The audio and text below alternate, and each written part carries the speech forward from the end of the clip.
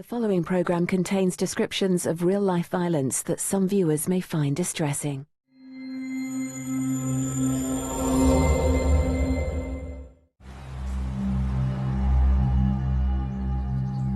It was vicious, it was ferocious. It was a horrific attack on an elderly woman. She had been struck at least 30 blows to her head and face. She had fractures to her skull, cheekbone was broken.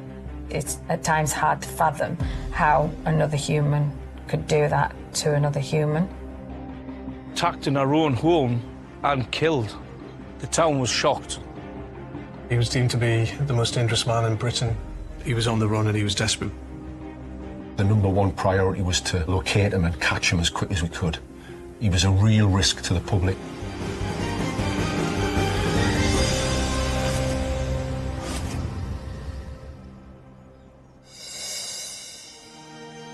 Nestled in the rolling hills of Northumberland lies the picturesque town of Hexham. Hexham is a good place to be. It's a very established community, lots going on here. It's welcoming. You walk up the streets, everybody speaks, everybody knows you. It's just a lovely town. Hexham has a very close-knit community. It's exactly what you'd expect in a rural area. It's also got a lot of farmland around it, a really good quality of life. It's regularly voted as one of the best places in the country to live. It's quite affluent. It's a thriving market town with pubs, shops, everything you'd expect to find in a rural part of Northumberland. It's got a beautiful cobbled market square, beautiful abbey, very quiet, low crime rate, not a great deal happens there. But the peace in pretty Hexham is about to be shattered.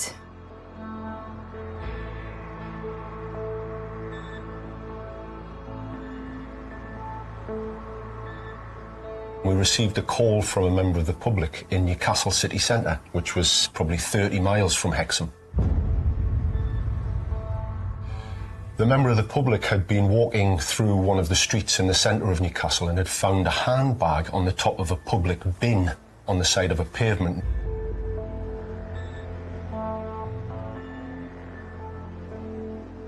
They saw the bag and thought it was a bit odd because I think it was in quite good condition, and they took it and handed it into the police as lost property. It was apparent there were no valuables there, so the suspicion was it had been taken with the intention of taking whatever was in it. The police searched the handbag to see if they could identify who it belonged to, and inside they found some ID.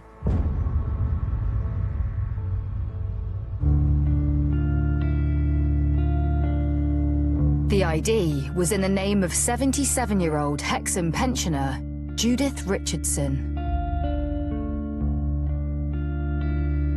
Officers were dealing with what they thought was just a lost bag.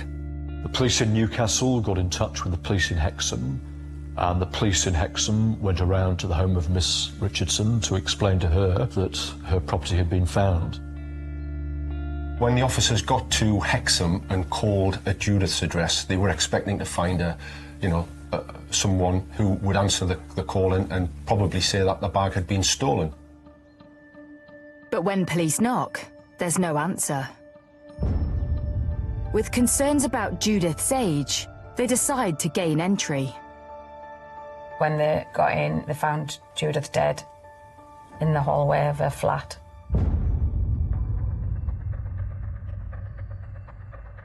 It was clear from the injuries sustained, which were horrific, that, someone had done this. It was clear that it was a homicide because of the level of injury. She had been struck at least 30 blows to her head and face. And that's when they began a murder investigation.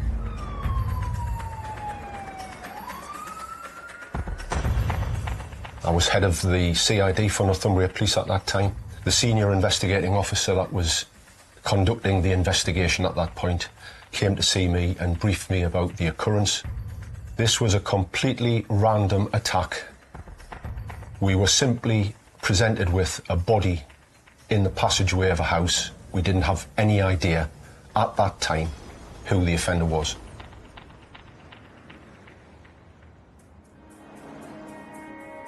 Officers piece together what they can about who Judith was. She lived on her own in a small flat in a very nice part of Hexham. She was just a normal person living in the community and going about her daily business. She had a very, very simple life. She didn't have any close family in the sense of children. She was a spinster and lived by herself with a dog. She was well known to the local church where she attended regularly. She was a real pillar of the community. With nothing untowards in Judith's life, investigators turn to the scene of the crime. The first things to do are to secure the scenes, and the scene at the address is the first scene where the body is, but obviously there's the corresponding scene in Newcastle city centre, which is the handbag and the bin. So we've got to take control of those scenes to then enable us to conduct inquiries in the right way, so we don't lose evidence. There's no evidence of a break-in, but it's clear drawers and cupboards have been ransacked, so forensic officers focus on items of interest to see if they hold clues. On the floor of the hallway of Miss Richardson's home, when her body was discovered, was an Age UK leaflet. Fingerprint was discovered on it. A tissue was found that was stained with blood and found within the bedroom of Miss Richardson's home.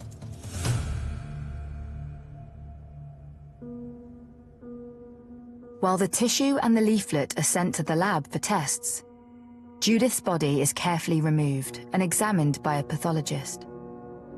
I was the crime scene photographer in the post-mortem. Judith was a 77-year-old woman.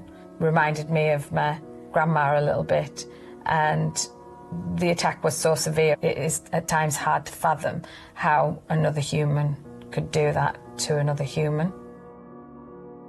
There were a lot of injuries to photograph. She had fractures to her skull, cheekbone was broken, there were lacerations and bruising to the brain, and she had a lot of bruising all over her body. And Judith had a number of kind of cuts and defensive wounds as well on her hands and fingers. It was really clear that the cause of death was from blunt force trauma. And there was some speculation at that time that it could have been caused by something like a hammer. I think everybody was quite shocked just at how brutal and savage this attack was. Something like this would, and indeed did, send shockwaves through the entire community. It's totally unexpected. The ferocity of the attack was absolutely exceptional, and particularly to happen in a place like Hexham. Couldn't believe that a little old woman would be attacked in this town, you know, just didn't know who was loose about. Oh, it was terrible. The town was shocked. Investigators turn their attention to the place where Judith's bag was found, in the hope they can discover who may have dumped it there. The senior investigating officer at the time made a really good call early on to obviously focus on the bin and the surrounding area, and in particular the CCTV that covered that part of the city, and try and lock down any CCTV, particularly in Newcastle city centre, that may overlook the bin in question. But it was really important that detectives were sent to secure any cameras from shops, business premises, from public CCTV on lampposts or whatever, to ensure that none of the evidence or potential evidence was lost. And then it was a case of trawling through to ascertain who put the bag on top of the bin. A little squad of officers were put onto the reviewing of the CCTV. One of the officers started by focusing on the bin at around the time that the member of the public had called it in. So working backwards from that time, there was only one camera, I understand, covering that bin, and it was a long distance shot with a very poorly pixelated image that showed the bin. Something piques the detective's interest. Looked like a bus had pulled up near to the bin. A number of people had gotten off the bus. Could that have been the time when the bag was discarded at the bin? That grainy image then necessitated a contact with the bus company, who could only provide, you know, a rough outline of lots of buses. You know, we didn't have one particular bus at a particular time on a particular street. So we were presented with, you know, quite a volume of CCTV, which has to be manually viewed. And it's a real arduous task. It's time-consuming, it's difficult, it's painstaking, but that's the basis of what good detective work is. But the hard graft soon pays off. On one of the buses, there was an image from the cab of the driver which saw a man get off at Clayton Street at the relevant point. And actually, as he gets off the bus, his arm moves to the left and he places what we now know to be the bag on top of the bin. The number one priority was to locate him and catch him as quick as we could.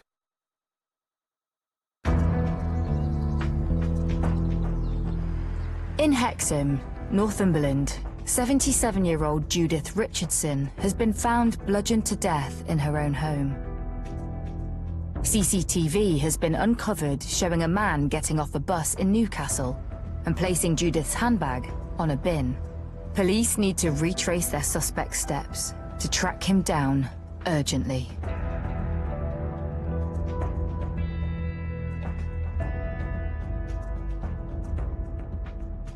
There were hundreds and hundreds of hours of CCTV which they had to check in order to track down this footage, which was of him on the bus. So from that we got a description. The officers then went back in time and looked at the same CCTV from other cameras on the bus, and there in clear view, up the centre of the bus, sat in the middle, was the offender. They had CCTV of him sitting on the back of the bus with the bag on his lap, which was absolutely crucial. Not hiding it, in open display, and it was on camera.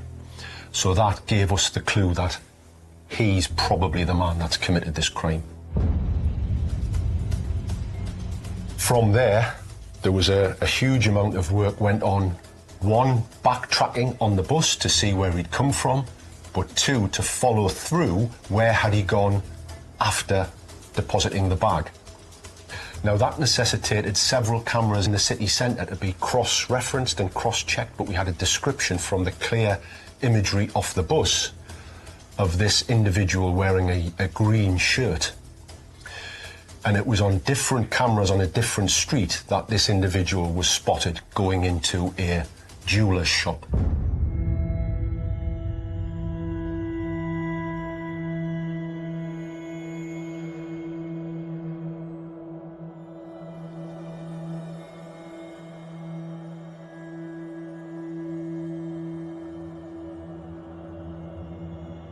When officers then went to the shop, there was CCTV inside the jewellers, and there's the offender pawning or selling what turned out to be Judith's jewellery. Once it was identified that he'd been into this particular jeweller's, officers were deployed to go and conduct inquiries. They spoke to the owner of the store, who provided a ledger where he'd signed a name. G. Jarman. I think it's fair to say that when officers recovered the ledger and the signature in the name of G. Jarman, they didn't for 1 minute think that that would be the actual name of the person in question. I think everybody thought it would be a made-up name, but unbelievably, it wasn't. And G. Jarman became the focus of our attention at that time. The SIO conducted immediate inquiries on the police national computer and identified that he was a missing sex offender from the Durham area. He'd been arrested for a shoplifting offence a few days before the murder and bailed to court, but had not appeared at court. So that was an immediate trigger for Durham to then raise the alarm and concern about this individual. who was now known as Graham Jarman. Investigators are shocked when they uncover Jarman's criminal history. He was a very, very dangerous individual. Obviously, Durham Constabulary, which is the force next down south from Northumbria, they had been managing him as a sex offender. So an officer, a risk management officer, would have been regularly visiting Jarman. They were going to be the font of knowledge around who this person was, his background, his hobbies, his habits, his lifestyle. And that individual provided us with significant information to paint this very detailed picture of who we were actually dealing with. An incredibly dangerous man. He was previously identified as the most dangerous man in Britain in the early 90s. He was guilty of the most horrendous sex crime, where he kidnapped a 17-year-old, put her in the back of a car, used a horrendous expression, "I'm your everyday psycho." He was also involved in a series of armed robberies, so he had a criminal career which dated right back to his early 20s, really. Bearing in mind he was in his 40s and even had spent most of his adult life in prison. His previous convictions were horrendous. There was rape, kidnap. He'd been to prison several times for long stretches of jail time. I think 15 years was one of them, 8 years was another. To say that he was a dangerous individual was an understatement. But as detectives discover, Jarman hadn't always followed a life of crime. People who knew him from the 80s think that he seems to be a very different person from the one that they knew then to who became this really aggressive, violent man committing a lot of crime. Graham Jarman had worked as a civil servant, as I recall it, and then something had plainly happened that triggered him into a world of not just criminality, but criminality of the most serious type. And I don't know, certainly for certain, what that thing was that happened in his life, although, like everyone I've seen, it reported that he had a particularly significant reaction to discovering that he was adopted. This is when it's believed Jarman's life started to spiral out of control. He used betting shops a lot. As far as I'm aware, he's had gambling problems. He had a compulsion to violence and sexual offending and robbery because of his gambling addiction, and was prepared to do anything, and then just seemed to, you know, suffer the consequences, really. He was a loner, he had no friends, he was quite articulate, he enjoyed reading broadsheet newspapers, but he was a horrible, nasty individual.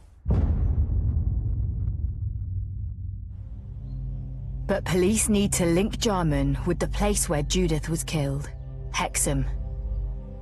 The guys then worked on the CCTV off the buses and were able to backtrack him to Prudder, which is another little area in Northumberland, and then from there he actually got off a bus from Hexham in Prudder, went into a shop, and then got onto this bus and into Newcastle. So it was in effect backtracking back into Hexham, which is what they were able to do.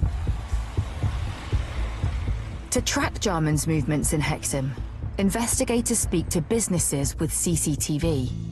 Chris Dunlop's pub is on the main thoroughfare into the town centre. Police came in, asked if they could use the cameras to have a look if anyone had walked past, because we have a camera on one side of the building, a camera on the other side of the building. And it was just by chance that he'd walked past this camera and he was on this camera, and they just thought he was a strange man, so they followed him. There's the camera there that caught him walking past on the road.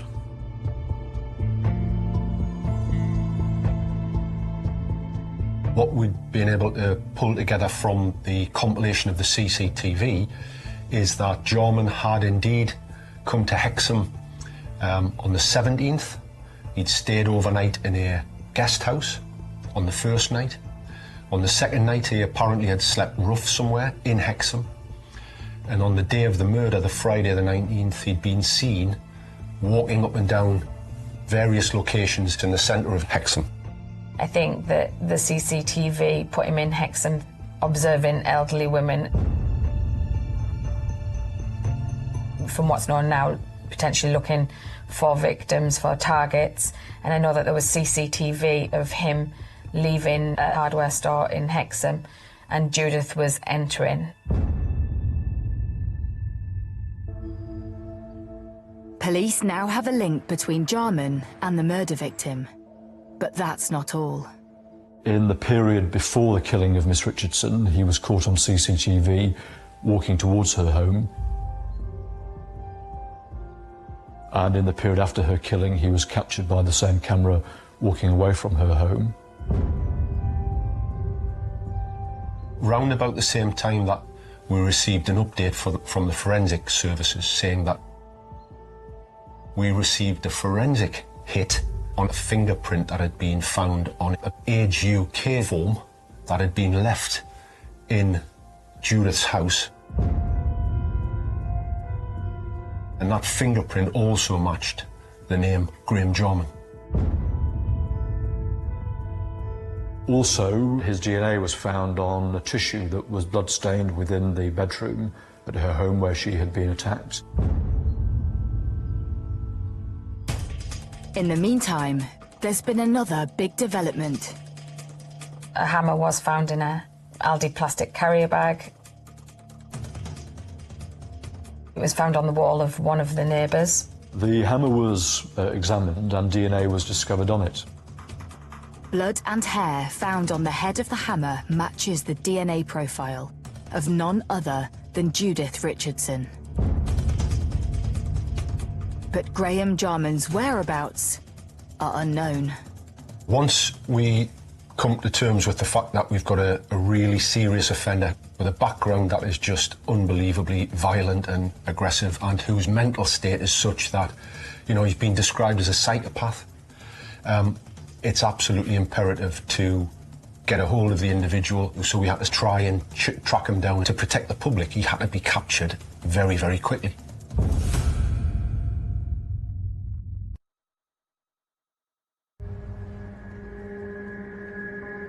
In Hexham, Northumberland, 47-year-old Graham Jarman is wanted in connection with the robbery and murder of pensioner Judith Richardson. After finding his fingerprint and DNA at the crime scene, police need to track him down urgently.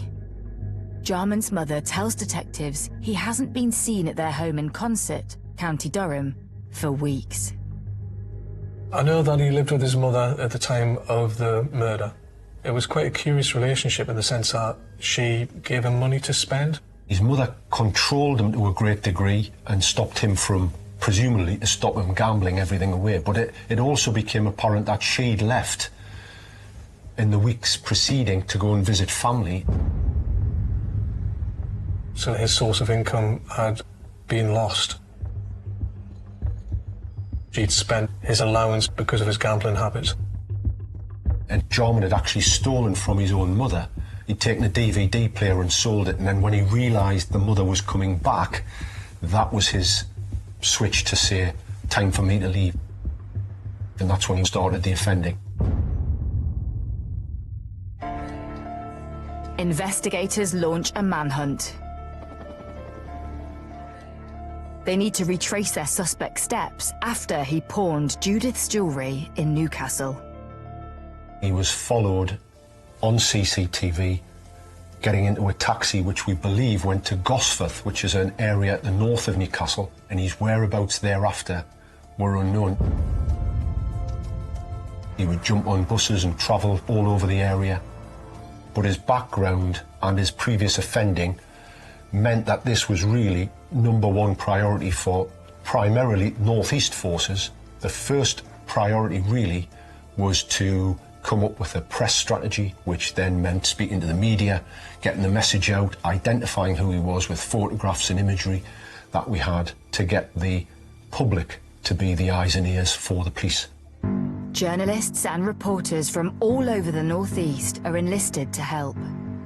We were called in for a briefing by Northumbria Police in order to explain the background to the case, the fact that he was on the run, the fact that they needed the public to try and keep an eye out for him in very simple terms, release a picture of him and appealed for assistance in tracking him down. He was deemed to be the most dangerous man in Britain, yet again having previously been identified as the most dangerous man in Britain in the early 90s. And as soon as his name became public, we were aware of the really horrendous background of offending, which he was guilty of and had been found guilty of previously, so that you knew you had a very, very dangerous individual who was out at large. To add to the investigators' woes, Jarman is already one step ahead. He was seen in a supermarket where he changed his clothing, so he was changing his appearance to make it much harder to track and find him. We do know that he'd purchased a set of hair trimmers and he'd shaved his head to try and change his appearance. He was almost bald, or looked, very closely shaven. The search was really about understanding him and trying to preempt where he was going to go. And what we thought was really important was to get the expert input from a forensic psychologist, which is what we did. The reason they brought in a psychologist, although it sounds a bit like Cracker the TV series, was really to try and identify his motivations, his pattern of behaviour, what he was likely to do while he was on the run.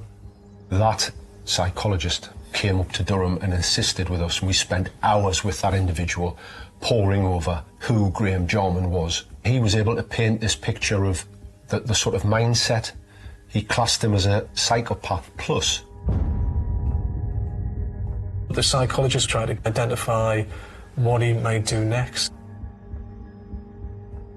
He'd been living with his mum, so the chances were he was on the run and alone and was trying to fend for himself, really. Where would he get money from? Could he potentially target another elderly victim?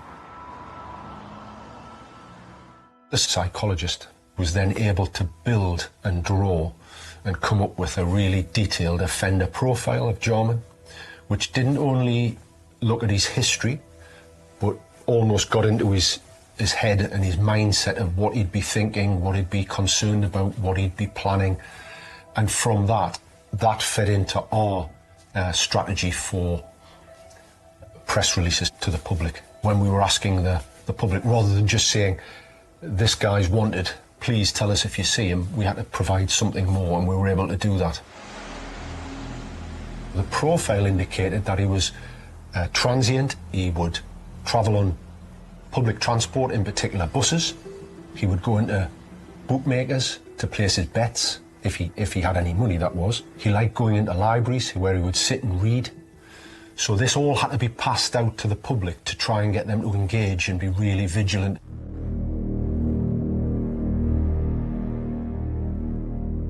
Soon, a result. There's a sighting of Jarman in a betting shop some 50 miles south of Newcastle, in Saltburn.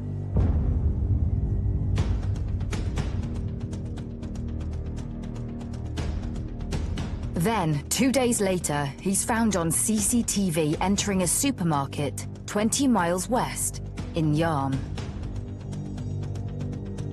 For the manhunt team, this is a worrying trend. As the days developed, we received sightings, information from other forces that suggested he was transient and moving.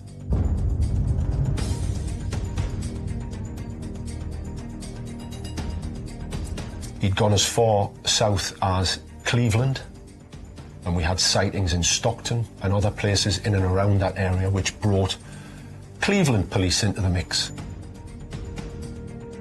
So we now had the three northeast forces, Northumbria, Durham and Cleveland, one on top of the other, going south, and it was apparent that Jarman was on the move. And there was reason to believe he was potentially going to commit crime as he moved down. And there was a suggestion that he was potentially going right to the southern coast to see family and friends down there. Forces in the southeast are also put on high alert. And that's when it was press the red button, and it becomes a really multi-force chase. We even contacted Sussex police at one point to give them the heads up that he may be on the way down, so they could start and advertise the fact that this individual may just suddenly appear on their patch.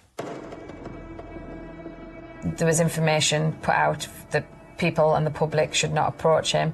It was recognition that he was a violent man, he was quite a dangerous man. They had more police presence in libraries, they put more presence around kind of betting shops. There were meeting after meeting, hours and hours of research went into tracking him down. But every time we got a sighting, we were always that one step behind it. By the time we got the notification and went and checked the CCTV and confirmed it was him, he'd obviously moved. So it was frustrating. And not all of the sightings were actually of Jarman, and that was another frustration, and it always is on a manhunt like this, where every single request has got to be assessed, visited and checked out. We had several sightings that were Jarman, others were not and had to be discounted. The manhunt team makes one final push.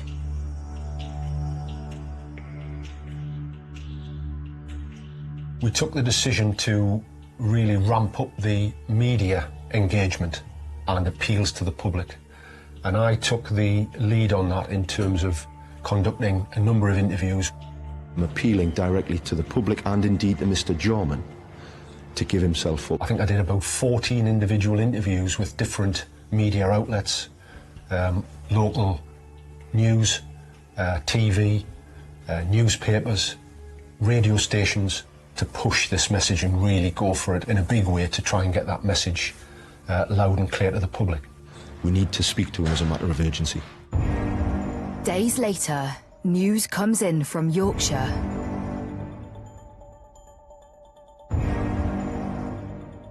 A librarian in Filey in North Yorkshire had heard the press appeal, had gone into work on Saturday morning, and she'd put Jarman's face, that was released in the media, on her computer screen as a screensaver, and got on with her business.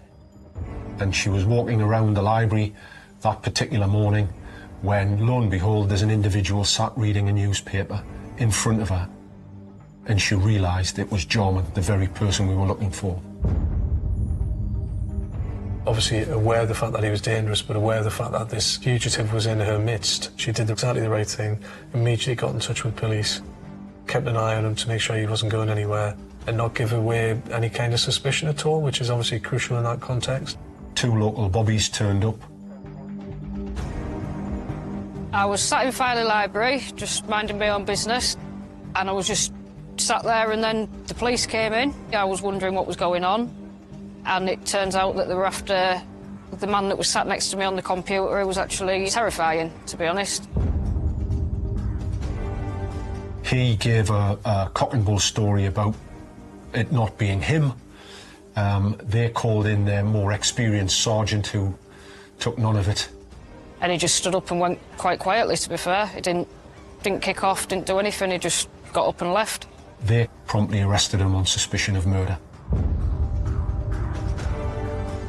And a live scan fingerprint check quickly revealed that we had our man. In Filey, North Yorkshire, Graham Jarman has been arrested on suspicion of the murder and robbery of Hexham pensioner Judith Richardson. The 2-week manhunt, covering hundreds of miles across the northeast, is finally over. It was an absolute relief to hear that news. I was delighted that he'd been captured, and to hear that it was in a library was the icing on the cake in terms of where we presumed he would be. There was a lot of pressure on us as a law enforcement agencies to actually get a hold of this individual. There was a massive threat and risk to the public. It would have been a real tragedy had anybody else been hurt or indeed killed. So I was absolutely delighted with the combined efforts of all the police involved in the various forces.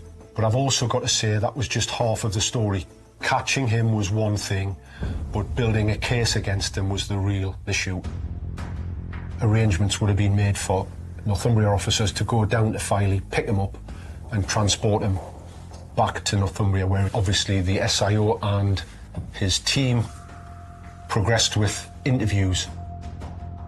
As I recall it, during the course of the extensive interviews that the police conducted with Graham Jarman, he did give an account of where he had been and what he said he had done. And then, proceeded to give the various excuses about why he had the bag and belongings with Judith. His account of the handbag was that he had been walking along the road where Judith Richardson lived.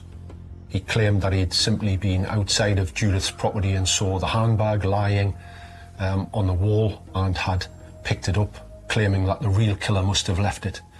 Obviously, that was complete nonsense. In the meantime, investigators uncover more evidence of Jarman's crime spree. It turns out that a couple of offences had been committed by him. On the way down, I think he was either in Whitby or Bridlington, he'd gone to the coast and observed a young fella parking his car up, getting a surfboard off the roof of his car, and then putting a wetsuit on and going into the sea. Jarman saw that as an opportunity to break into his car and stole, amongst other things, a wallet with the young guy's identification and credit cards and things. He then went into a shoe shop where a lone female store attendant was present, and he robbed her of money. And on leaving that store, he dropped an identity card which was actually stolen from the car that he'd attacked when the surf had gone into the sea, which again I think was used to try and bluff his way when the officers arrived to speak to him at the library in Filey. After 3 days of intensive interviewing, detectives believe they have a compelling case against Graham Jarman. His DNA police submit the scene. They had details of the journey to where the bag was dumped. They had CCTV of him dumping the bag. They had him on the bus with the bag. He gave his name when he went to the pawnbroker's note to sell Judith's valuables. The evidence against him was overwhelming.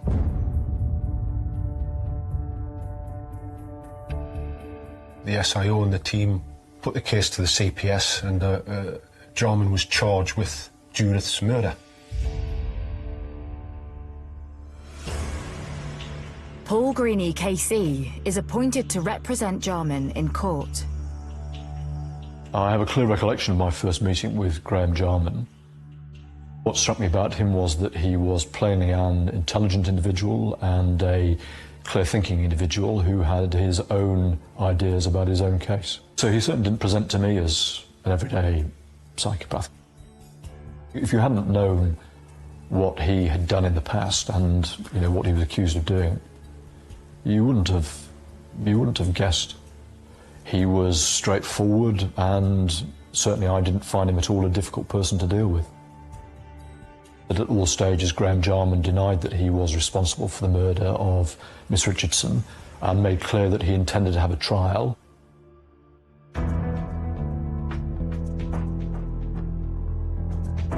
Graham Jarman finally faces justice at Newcastle Crown Court.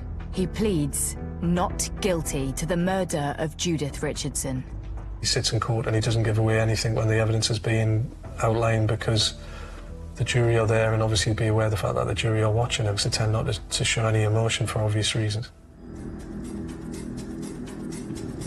The prosecution outlines Jarman's motive.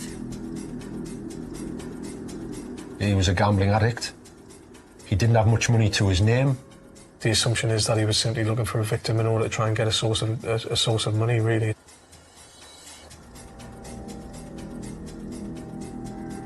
Prior to the murder, he was seen in Hexham, clearly targeting elderly people, elderly women, in order to rob them, basically.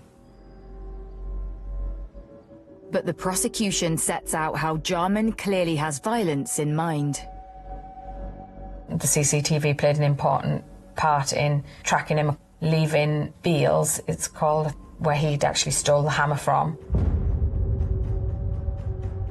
And I believe that's where they think that he spotted Judith as a target. After following Judith home, Jarman waits outside, then charms his way in, pretending to be from Age UK, and accidentally drops the leaflet in the hallway. It was a truly shocking attack. He brutally assaulted her repeatedly with a hammer. He'd gone and started ransacking her property, and then he beat her for a second time, leaving her dead in the passageway of a house. It's believed Jarman cleans himself up at the scene, dropping the bloodied tissue containing his DNA. and then leaves with Judith's stolen handbag. And the prosecutor made quite clear to the jury that the level of violence he used was completely, you know, horrific, but also unnecessary given the context. He could have walked in, taken all the valuables and walked out. There was no need to take her life. Jarman didn't take the stand, and given the level of evidence against him, you can understand why that is the case. We knew that we were facing a complex and difficult case. Graham Jarman was demonstrated to have been in possession of the handbag of Miss Richardson, and it was proved and indeed acknowledged by him that he had pawned some jewellery that belonged to her, getting £300 or about that for it, and even signing his own name for the receipt.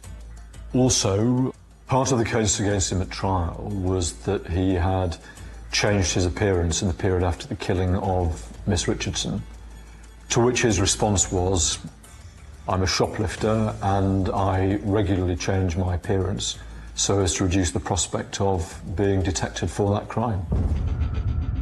The jury retires to consider its verdict. The jury was in retirement for a number of days. And eventually the jury decided he was guilty of the said offence. The SIO and his team had delivered excellent evidence. It was overwhelming. It was inevitable that the judge would impose a very lengthy minimum term, which he did. A term of 35 years that Mr. Jarman will have to serve before he can apply for parole. A very, very long sentence was given, and I don't think he'll ever be released. I don't think he'll ever deemed to be safe, even when he's an elderly man. The brutality of Judith's killing still haunts her town of Hexham. This was a targeted attack for financial gain. And the really sad part about that is that from what he got, he actually only got £300. So this brutal murder took place for £300. I'm sure the people in Hexham would have had a really negative impact by this crime. It's very rare, certainly in a lovely area like the market town that is Hexham. I do think that justice has been served for Judith, but I don't think that Graham should have actually been out in the community. He had a really long, violent history. Had he been in jail, then this crime may not have occurred, and I think that's the really sad part.